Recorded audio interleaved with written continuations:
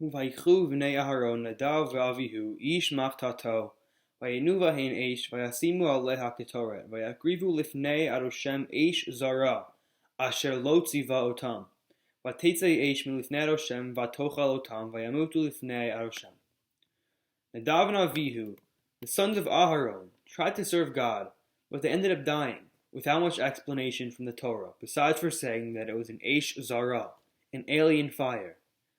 No, not an alien like E.T. or a different sci-fi movie, but a fire that God was not familiar with, and which was not to be sent to him at that time.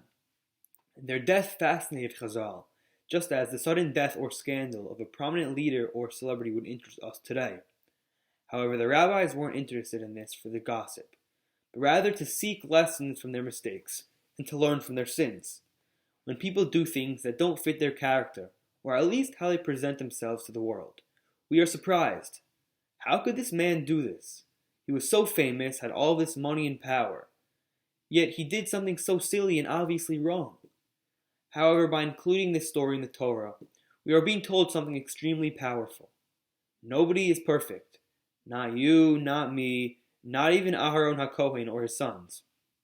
We see instances where Moshe sins, hitting the rock, where Miriam sins, speaking Lashon Hara about Moshe, and where Aharon sins, the golden calf. And here too we see that even the children of such giants in Torah sin. Nadav and Avihu also fall victim to their own nature. This gives light onto the reasons for people sinning, but we are still lost as to why Nadav and Avihu were punished with death.